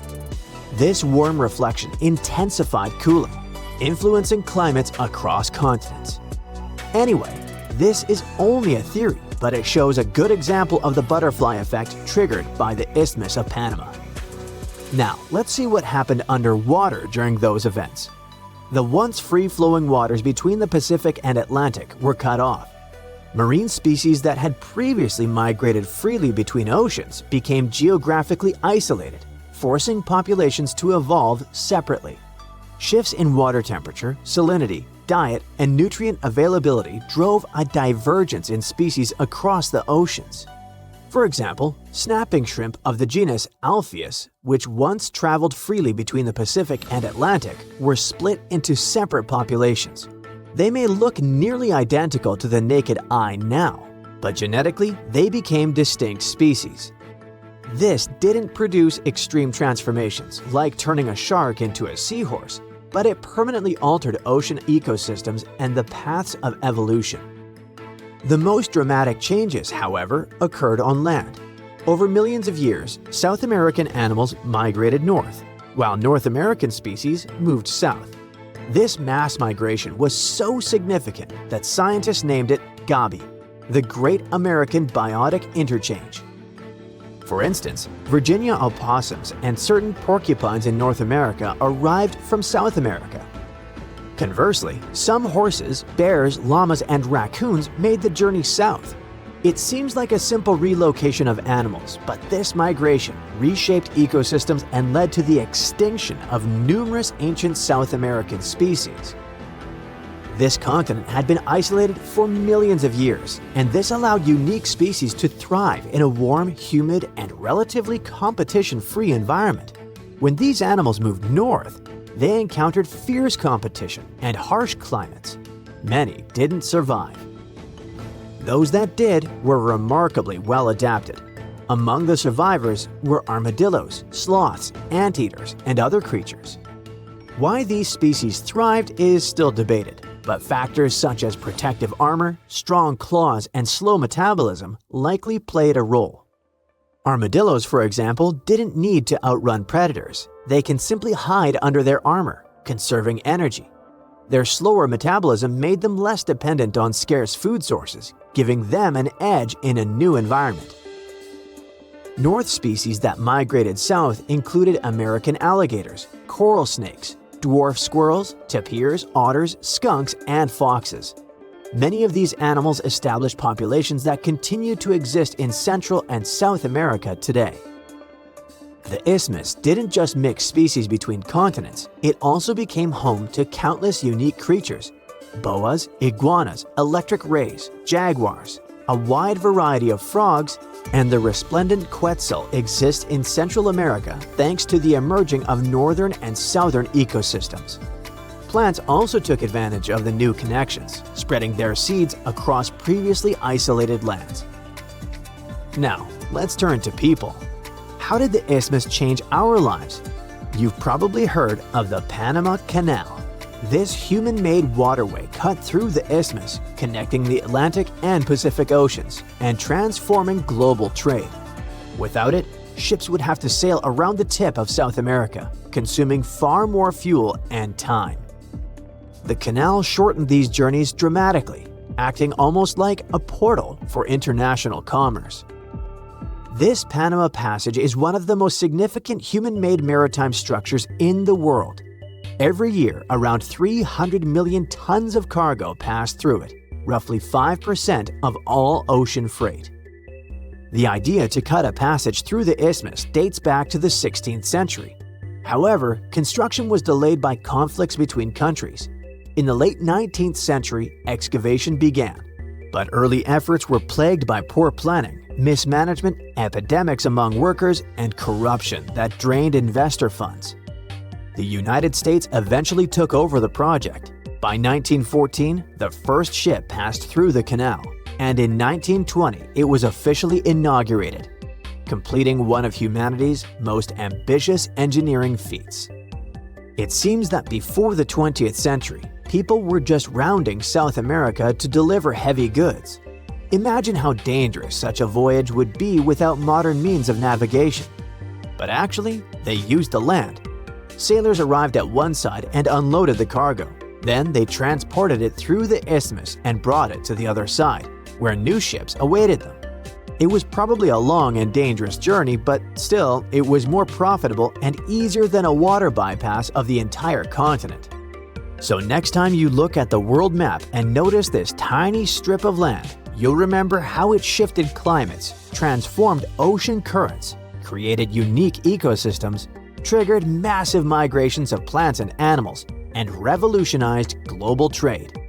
The butterfly effect of this narrow bridge is still happening now. See this big spot under the water near the shore? It's a coral reef. It beckons you to swim closer, but be careful. If you get there, it could be the last swim of your life. Stay away from the reef. But why? Why are coral reefs so dangerous? Let's figure it out. First, make your guess about what a coral reef is.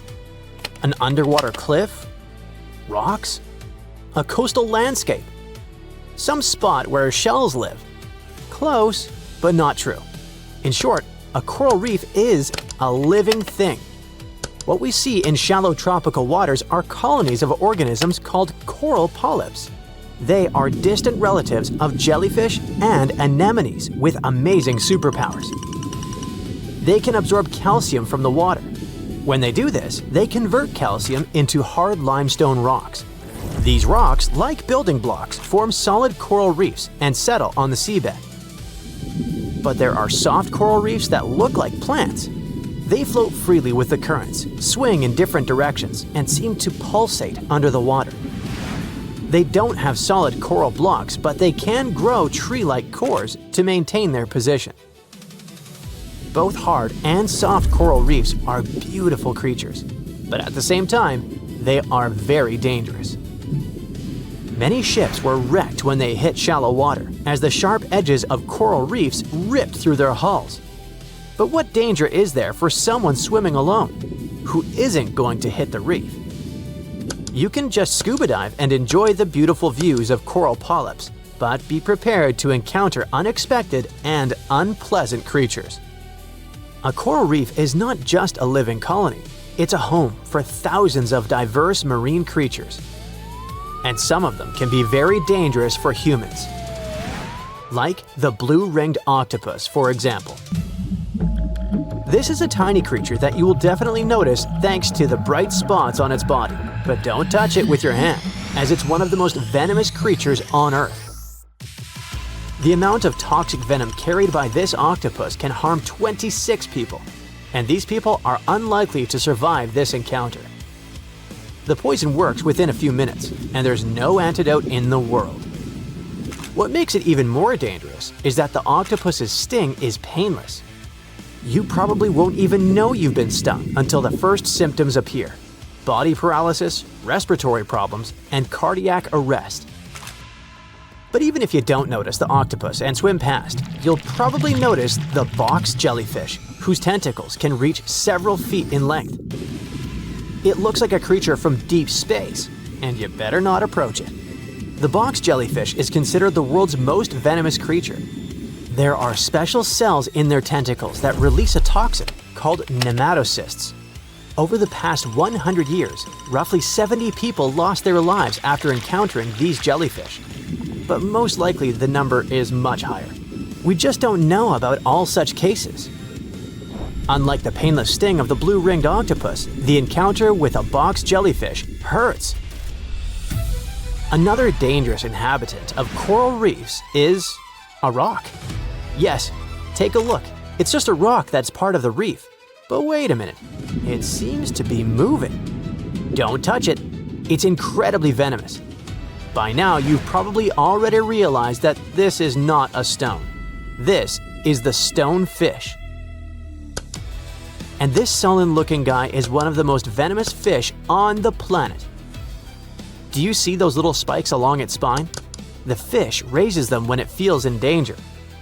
If the toxin covering these spikes enters your body, you have less than an hour to take the antidote. If you don't make it in time, better not dwell on the worst-case scenario. Do you still want to swim closer to the coral reef? If so, go ahead. There are other scary creatures there. This one, for example, doesn't pretend to be a rock or something harmless. It looks dangerous, and it is dangerous. It's the moray eel. These underwater snakes are not venomous, but meeting them can be unpleasant. They can bite quite painfully, but only if you disturb them in their burrows. Of course, you probably won't want to tease these creatures, but you might accidentally approach their burrow without knowing they live there and poke it with your finger. Once you do it, get ready for a payback strike. By the way, moray eels are poisonous because they eat toxic algae and fish.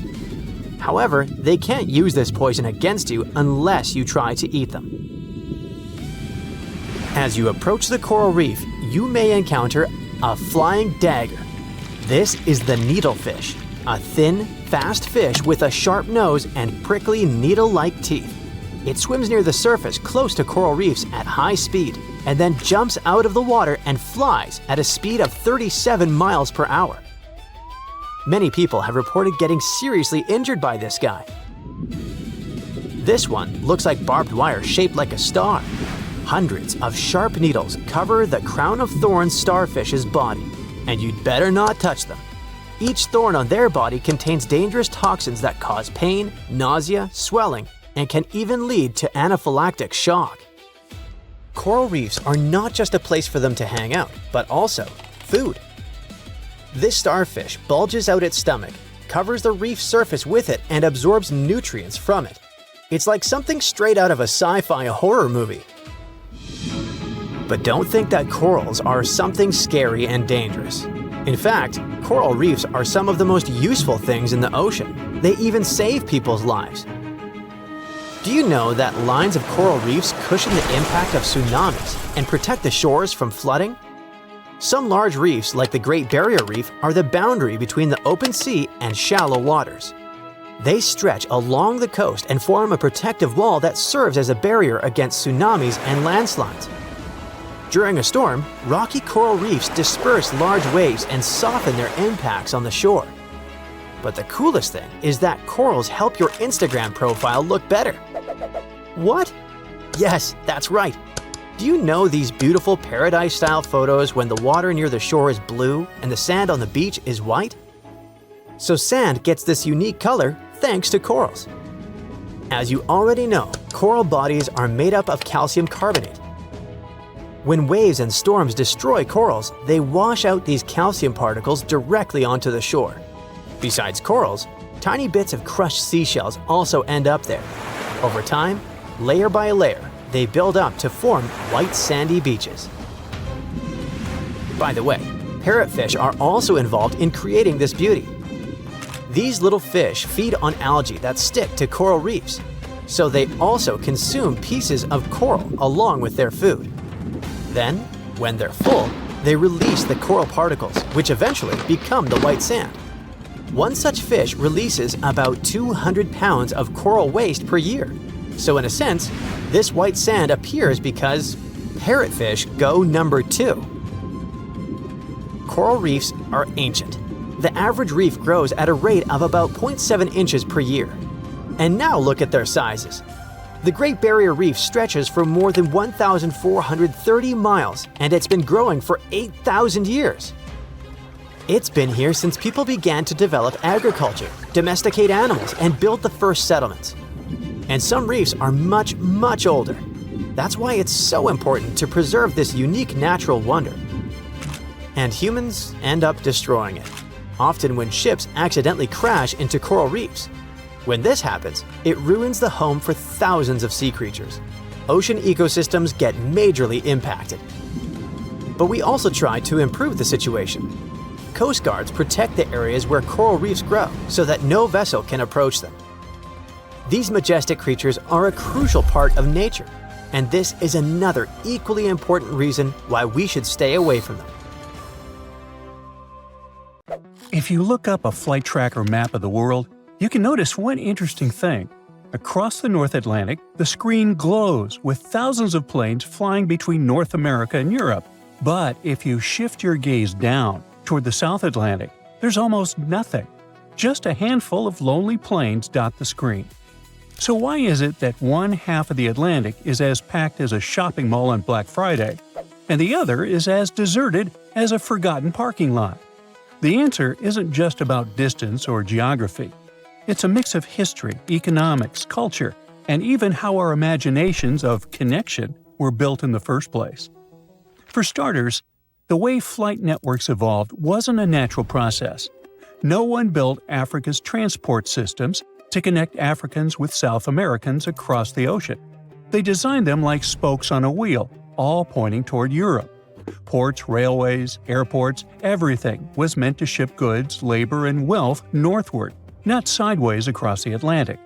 That means even after the Age of Independence, most of the air routes out of Africa led to Paris, London, Lisbon, or Brussels, not Rio de Janeiro or Buenos Aires. South America followed a similar script and built stronger ties with Europe and the United States than with Africa. The result?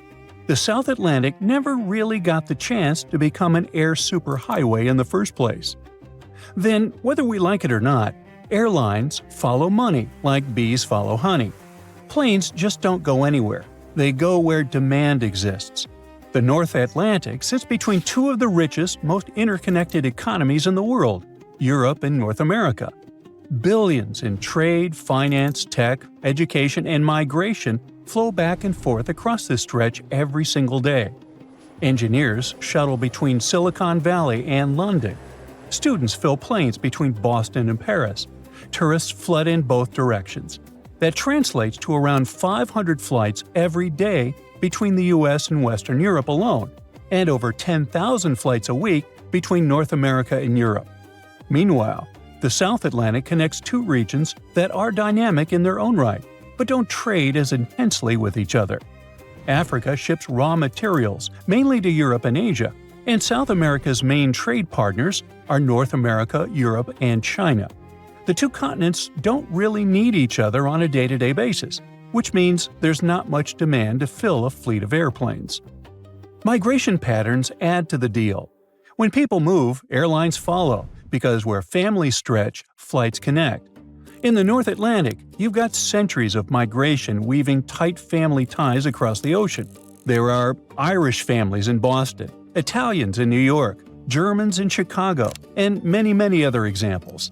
Add in business expats, international students, and professionals, and suddenly there's an endless need for flights back and forth. The South Atlantic, by contrast, doesn't have the same migration history.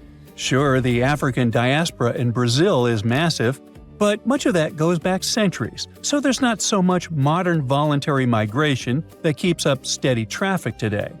In the modern era, doctors, engineers, and students from both Africa and South America usually set their sights on the US, Canada, or Europe, rather than hopping across to each other's continent. Without those migration-driven visiting relatives or returning students, the passenger base just doesn't exist. Tourism is another missing piece. Americans cross the Atlantic to sip espresso in Rome or visit London's museums, and Europeans head west to hit Disney World or road trip across Route 66. It's an entire industry with cheap flights and cultural ties. In contrast, South America and Africa don't have the same setup. A Brazilian tourist doesn't usually dream of heading to Ghana for vacation, just like a Kenyan backpacker isn't exactly booking a weekend in Sao Paulo. Language divides, cultural distance, and weaker tourism marketing all make it less appealing. Plus, costs are higher and flight options are scarce, so why would someone bother? Without a steady stream of leisure travelers, airlines aren't crazy about carving out new routes across the South Atlantic. Now, geography adds its own dose of irony. On paper, Africa and South America aren't that far apart. At their closest points, Brazil to West Africa, is actually shorter than some North Atlantic routes. But the cities that generate passengers are not sitting neatly on those edges. Major hubs, such as Sao Paulo or Buenos Aires, are deeper into South America. On the African side, hubs like Johannesburg and Nairobi are hundreds or even thousands of miles from the coast. That means a direct Sao Paulo-Johannesburg flight isn't just crossing an ocean. It's crossing an ocean plus a huge chunk of land on the African side.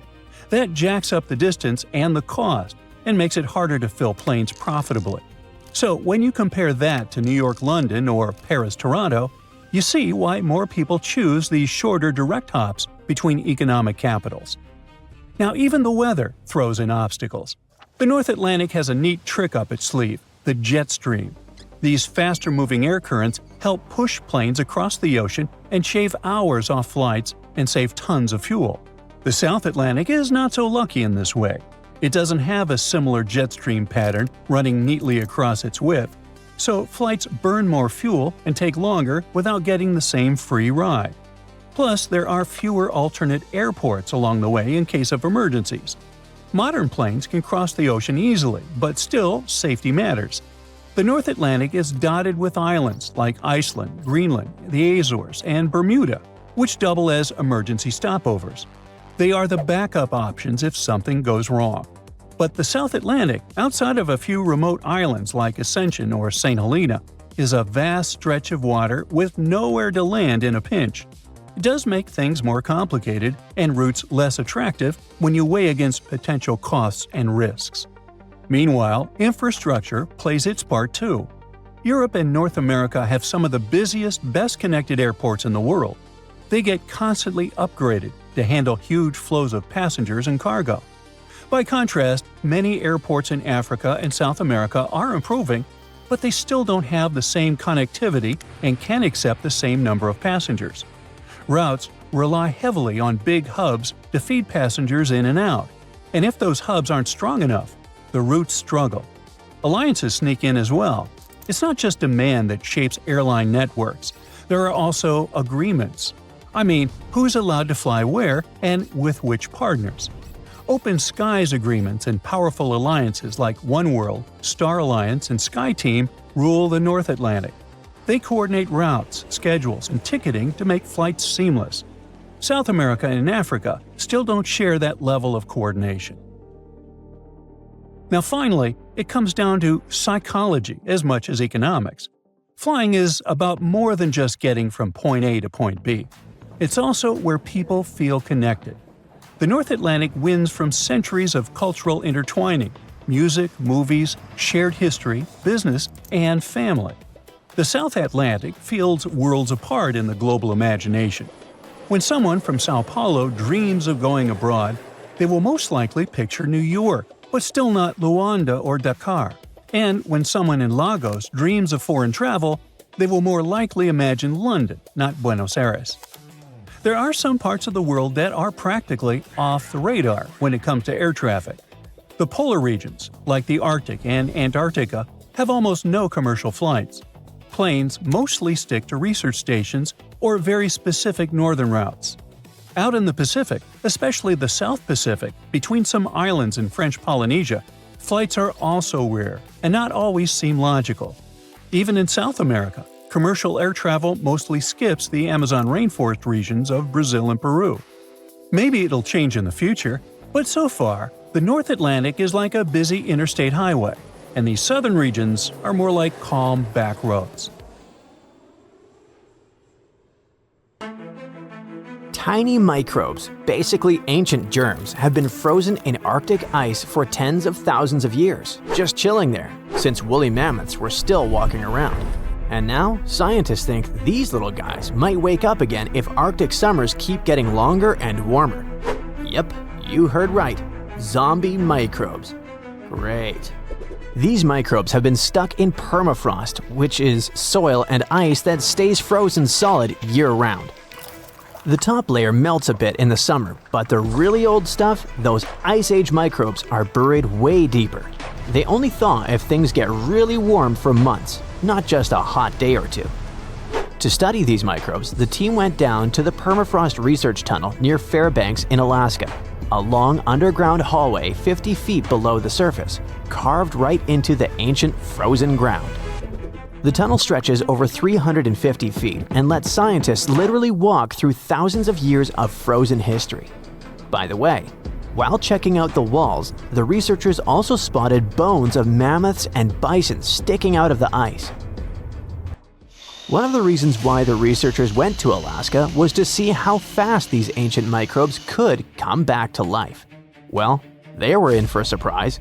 These microbes don't need years, centuries, or magic spells to wake up. Just a couple of months of warm weather. Once they're awake, they start doing their microbe stuff, which includes pumping out greenhouse gases like CO2 and methane. And that's bad news, because those gases warm the planet even more. This melts more permafrost, which wakes up more microbes, which releases more gas. You get it. Basically, it's a nasty climate loop. Anyway, when scientists went down into the frozen tunnel to grab chunks of super old permafrost, the first thing they noticed was the awful smell. It wasn't just the stench of an old basement. It was something has been frozen for thousands of years and is finally waking up bad. Weirdly, microbiologists were happy. Such a smell is actually a good sign for them because it usually means tiny creatures, microbes, are still around. Back in the lab, the team soaked the frozen samples in the water that had a special kind of heavy hydrogen inside it. This helped them track what the microbes were doing later. Then they put the samples into fridges at 3 different temperatures: cold, kinda cold, and not too cold, to copy what future Arctic summers might feel like if the warming continues. For the first month, almost nothing happened. Even the warmer samples barely changed. Only a tiny number of microbes started waking up. Basically, a microscopic trickle of activity. But a few months later, things got more exciting. Thanks to the heavy water, scientists could watch how much of it the microbes used to build their cell membranes. It helped them figure out that the old microbes were making special fatty molecules that might help them stay alive in freezing conditions. By the 6-month mark, the samples that were stored at the warmer temperatures had transformed completely. They became more active and started forming little slime layers. The scientists could actually see these layers even without a microscope. The whole community of microbes wasn't super diverse, but those that were active behaved just like modern microbes that live in unfrozen soil today. In short, those ancient microbes were definitely alive and got pretty energetic once the temperatures were warm enough. This matters a lot for the Arctic and for the whole planet because these microbes survive by eating old organic material trapped in the permafrost. When they eat, they release greenhouse gases like carbon dioxide and methane, and the Arctic is warming faster than any other part of Earth. It means that the deep frozen layers might stay warm long enough for huge numbers of ancient microbes to wake up and start pumping out gas. Right now, northern permafrost holds about twice as much carbon as the entire atmosphere. If a lot of that carbon gets released, it could speed up the warming of our planet. It can lead to dramatic consequences, setting off a whole chain of huge changes and affecting basically everything on Earth. Extreme weather will start happening more often. Stronger hurricanes, heavier rainstorms, longer heat waves, bigger wildfires. The oceans will rise too, which can flood coastlines and put towns and cities at risk. Animals, plants, and entire ecosystems can get thrown out of balance, with some species struggling to survive and food chains breaking down. People all over the world will have to deal with crop failures, water shortages, and damaged homes or infrastructure. Let's get back to our zombie microbes. The thing is, the study only looked at them in one place in Alaska, but there's a massive amount of permafrost all over the world, in Alaska, Canada, Siberia, and many other places. And microbes in different regions might behave differently as things warm up. Scientists still have tons of work to do to figure out what's coming next. I bet you're questioning yourself. Could ancient viruses infect us? Well, most of the ancient microbes frozen in permafrost are totally harmless. They're like old bacteria that only care about messing with other tiny organisms in the dirt. But scientists worry that a few of these frozen germs might be the kind that can infect people, animals, or plants. And if that happened, our bodies probably wouldn't recognize them at all. because they've been frozen since mammoths existed. Basically, there's no immune system cheat codes for us. The risks of this happening grow for a number of reasons. For one thing, the Arctic is warming almost 4 times faster than the rest of the planet. Longer summers plus hotter temperatures mean more permafrost melting. So, more ancient stuff is waking up. Plus, people might start digging more around there. Companies will mine more, drill for oil, and ships can travel new routes. All this activity tears open ground that used to stay frozen solid. This increases the chance that someone or something comes across some ancient germ that just woke up. What would actually happen then? We might run into different zoonotic diseases, basically germs that jump from animals to humans. This already happened once. Thawed reindeer carcasses released anthrax, a rare and serious illness which then infected people and animals. Luckily, we do know how to treat anthrax. But what if something even older wakes up? Besides, our immune system might have zero defense. If a virus hasn't been around for tens of thousands of years, humans today would be like, what is that thing? No antibodies, no memories of it, nothing. But the scariest part is that we don't know what's hiding down there. Scientists think permafrost might be storing trillions of frozen microbes, many of which we've never seen before. Some might be boring, and some might be super dangerous. So what if one such virus finally thawed out? The world would be dealing with a disaster no one has ever seen before. This wouldn't look like a normal outbreak. It would feel more like something out of a horror movie. First, the virus would be totally new and our immune systems definitely wouldn't recognize it. That means the virus would spread crazy fast, jumping from person to person. No one would know what to expect. It could cause weird illnesses, sudden fevers, or even something way more dangerous. Stuff as scary as the diseases people faced in old times. Scientists digging in permafrost already look for traces of those ancient diseases, so it's not impossible. Once it escapes, the virus wouldn't stay local for long. With people traveling everywhere and companies rushing into the warming Arctic for mining and shipping, the infection could go from one small Arctic village to major cities all over the world within days. Hospitals would fill up instantly and doctors and nurses would run out of supplies. Businesses would shut down. Food supplies could crash if the virus hit farm animals or crops. Shipping and travel could freeze completely. Fear and panic would spread around the globe almost as fast as the virus itself. There'd be no vaccine and no cure, because no one has ever seen this virus before. Scientists would have to start from zero. In short, a zombie virus outbreak would be totally unpredictable, and the modern world is certainly not ready for it.